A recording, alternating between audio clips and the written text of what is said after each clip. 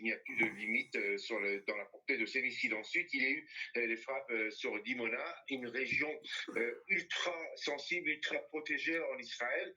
Donc des missiles qu'on a vus frapper directement en plongée dans cette zone de Dimona. Sur les deux villes de Dimona et de l'autre ville qui ont été touchées, mais aussi à l'extérieur. Téhéran affirme que une partie des installations nucléaires israéliennes, notamment les installations de recherche nucléaire, ont été visées lors de ces frappes. Donc un discours triomphant.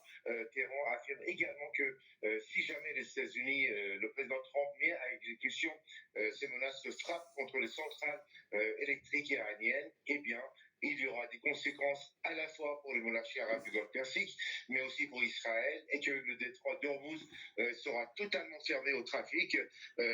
Donc il n'y aura pas d'ouverture de ce détroit. Il y aura également des frappes contre toutes les centrales électriques dans les monarchies arabes du Golfe Persique, mais également en Israël. Un responsable iranien, un vice-président iranien a même demandé aux ressortissants israéliens de charger leur téléphone portable et aussi d'acheter des bouteilles d'eau parce que à ce moment-là, il y aura des attaques à la fois contre les centrales électriques israéliennes, notamment dans la région de Haïfa, mais aussi également contre les installations, les sites de dessalement en Israël, mais également des sites de dessalement dans les pays arabes du Golfe Persique. On sait que dans ces pays-là, par exemple aux Émirats, à Bahreïn, en Arabie Saoudite, la population dépend fortement de ces installations de dessalement.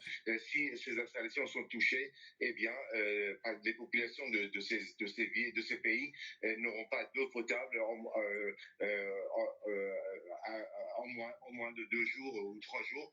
Donc, une paralysie complète de la vie dans ces pays. Merci beaucoup, Siavosh Ghazi. Et puisque vous en parliez, le tir sur Diego Garcia, il est confirmé par les sources britanniques.